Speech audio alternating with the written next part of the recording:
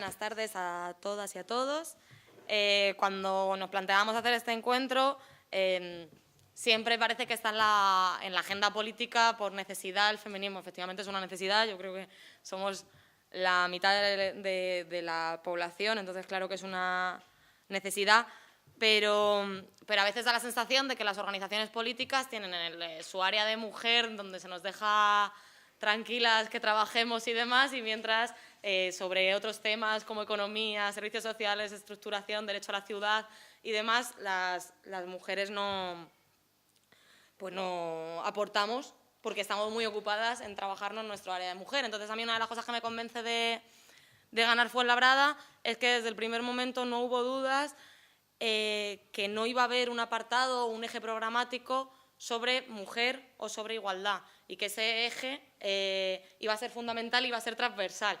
También parece que está súper de moda, ¿no?, la palabra transversal en las organizaciones, pero vamos a intentar hacerlo efectivo. Entonces, bueno, la forma de estructurar esta ponencia, que no va a ser muy larga porque lo interesante de aquí sería que saliesen también propuestas que incorporásemos a nuestro programa.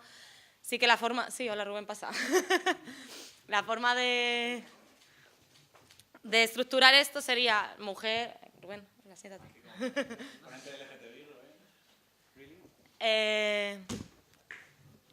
Nuestra forma de llevar el feminismo dentro de la organización, nuestra forma de convencer de que la ciudad tiene que ser feminista y nuestra forma de incluir ejes programáticos transversales y de hacerlos efectivos. Así es como he pensado yo esta parte. Entonces voy a empezar hablando de la organización. Y dentro de la organización, y dentro de que Ganar Fuenlabrada es una organización que ha crecido en muy poco tiempo, de una manera muy descoordinada en la mayoría de los casos, y que tenemos unos estatutos mínimos, y creo que de momento queremos que así sea porque le hemos dado más importancia a otro tipo de cosas y no es una organización cerrada o una organización al uso, sí que se ven dificultades a la hora de enganchar a mujeres. Se ha visto con hacer la lista. Casi ayer, cuando salieron 13, que somos 13 que vamos a entrar por lista cremallera, a mí me daba bastante pena, pero es que además nos costaba que 13 mujeres entrásemos en una lista. Y eso plantea una dificultad, ¿no? Y la dificultad básicamente es que tampoco suele haber mujeres en la militancia. Entonces esto es un problema mucho más de fondo, de que no haya mujeres en una lista. Es un problema de que normalmente en los encuentros yo he ido observando que hay menos mujeres, de que normalmente efectivamente participamos bastante menos, que nos cuesta bastante asumir determinados roles y demás. Entonces mi primera reflexión es que claro que hay que poner mecanismos formales de cumplimiento del feminismo dentro de las organizaciones, pero que no se puede quedar ahí y que pasa por un cuestionamiento de por qué no estamos. Y yo creo que es algo que vamos a empezar a ver muy rápido, ¿no? No solemos estar en las organizaciones porque nos estamos encargando de otras cosas, de las que no se encargan nuestras parejas o nuestros compañeros, o porque estamos solas, y entonces tenemos unas cargas que nos impiden cargarnos. A mí me hace relativa gracia cuando, hablando con compañeros de militancia, dicen, bueno, me voy, que quiero ver a mis hijos antes de que se acuesten. Y es como, guay, qué padrazo, pero quien les ha dado de cenar y quien les está acostando no eres tú. Y a lo mejor hay que dividirnos y a lo mejor no eres tú el que tiene que estar en todas las... Porque entiendo yo que cuando, por ejemplo, en temas familiares, ¿no?, cuando se comparte un proyecto de vida con una pareja, si una persona es militante 100%, no solo va a votar cada 4 años, su compañero de vida entiendo que tiene una ideología similar. Si no son militantes ninguno de los dos, es raro. Pueden uno votar al PP, otro votar al PSOE, uno no votar, ninguno de los dos no votar. Cuando uno es militante, en teoría, su compañera de vida, su pareja, también cree en un proyecto. Entonces, es como, a lo mejor te tienes que saltar tú esta reunión para que tu pareja, tu compañera, diga, bueno, me tengo que ir, que quiero ver a mis hijos irse a acostar, ¿no? Esto es lo que nos pasa, pero además nos pasa con muchos otros vicios, ¿no? Con vicios a la hora de hablar, con vicios con adoptar, y aquí no sé si luego entraríamos en debate, lo que tradicionalmente se ha considerado roles masculinizantes por parte nuestra para que se nos escuche,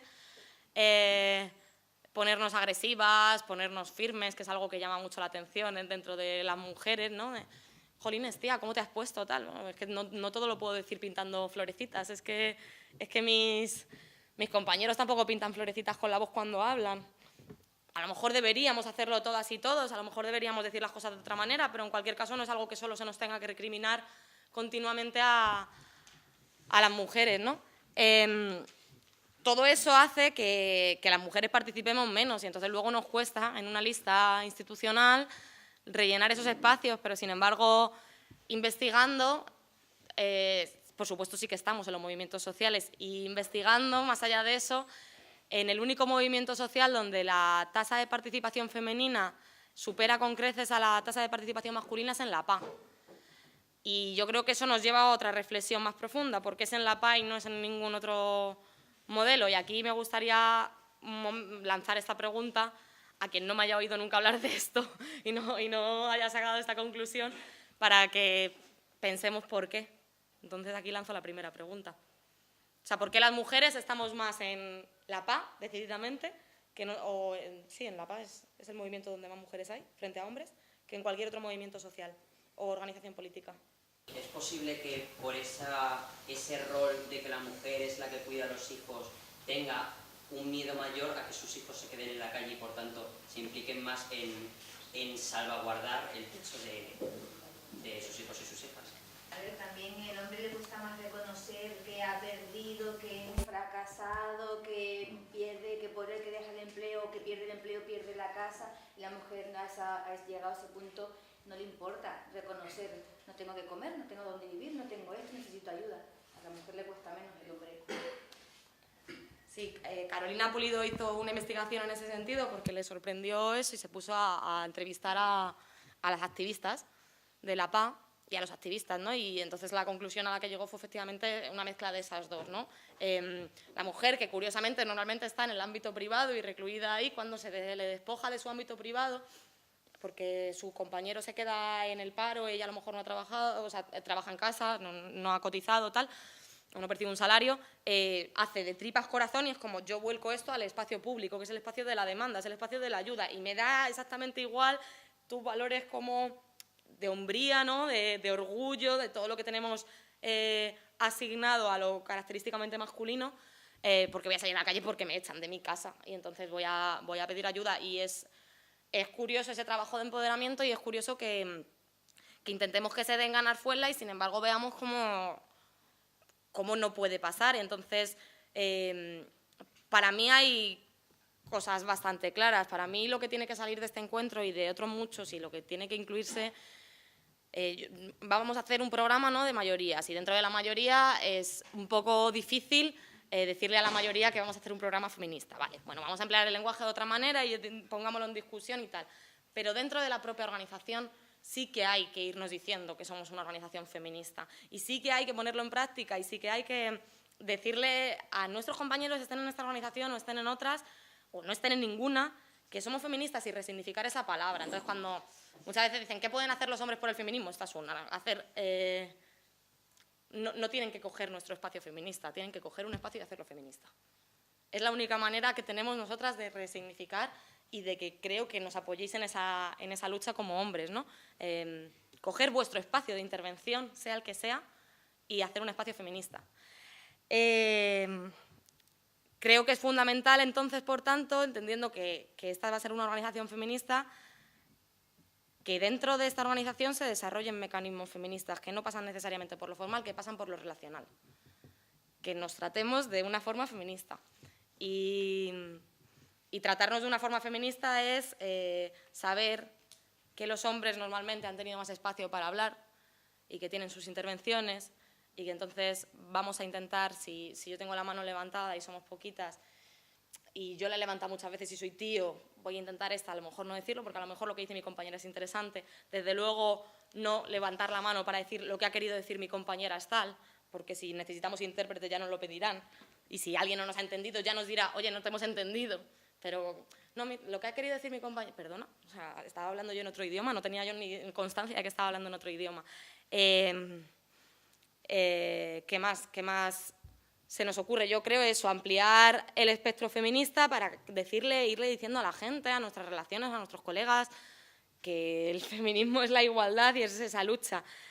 Y a mí es algo que me gustaría incorporar. Yo sé que es tarde porque vamos a matacaballo con las propuestas y con los encuentros sectoriales, Pero si nos creemos de verdad que el feminismo es una parte transversal, creo que en cada encuentro debería haber una parte referida al género. Si nosotros en nuestro programa de Cómo ganar Fuenlabrada estamos diciendo vamos a incluir estudios de género que repercutan en la ciudad, en la vivienda, en la educación, tal, lo tenemos que poner en práctica desde nuestros propios encuentros. Mañana va a ser tarde, pero estaría muy chulo que en el encuentro de vivienda veamos cómo repercute la dificultad para adquirir vivienda, la dificultad para entrar en un parque público en las mujeres. Si dentro de 2 meses decidimos hacer un acto sobre el TTIP, necesitamos saber, porque de facto pasa, cómo el TTIP supone mucha más violencia en sus recortes contra las mujeres. En la educación y la segregación debemos saber por qué si las mujeres nos titulamos más que los hombres, luego no alcanzamos determinados puestos. Es decir, si tenemos muy claro que en nuestro programa de Ganar Fuenlabrada va a ir un eje que sea hacer estudios de género desde la institución, desde el ayuntamiento, para ver en qué repercute, en nuestros propios actos no se puede quedar el acto de igualdad como una cuestión aparte y que el resto de actos solo hablen de educación como tal. No, si hay un acto de sanidad, ¿quién demanda? ¿Quién es más demandado? ¿Quién lleva a los críos y a las crías al médico? ¿Qué dificultades hay para tal? ¿Qué dificultades hay en la prevención de enfermedades sexuales? Yo creo que son cosas que deberían hacerse. Y como ya no me quiero extender más, la siguiente parte sería qué hemos ido recopilando en lo programático. Como teníamos claro que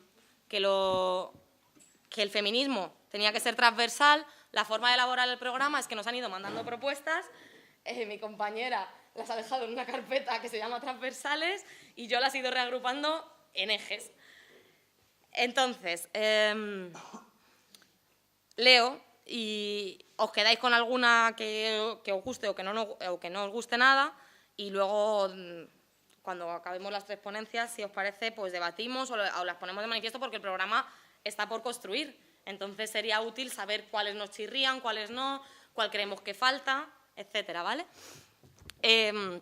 Bueno, incluir la perspectiva de género en los presupuestos municipales, realizar estudios sobre la situación de las mujeres en Fuenlabrada, hacer un plan integral de igualdad cuyo alcance se ponga en la práctica mediante talleres en empresas municipales, centros formativos de todos los niveles y sea trasladado por dinamizadoras comunitarias, asegurar una presencia equilibrada del 50% de mujeres y hombres en comisiones de trabajo y en la toma de decisiones políticas y administrativas, realizar sensibilización y formación en materia de igualdad de oportunidades y conciliación a las personas responsables de cada área de la administración local, de forma de que se asegure la implementación de que nos creamos la transversalidad de género, básicamente, en todas las políticas municipales.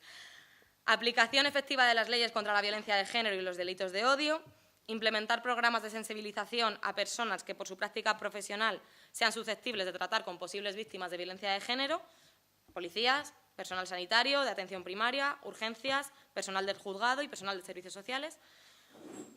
Medir el impacto de la feminización de la migración en el municipio. Bueno, este sería otro eje que en el cartel pusimos, ¿no? Feminismo, LGTBI, diversidad funcional y migración.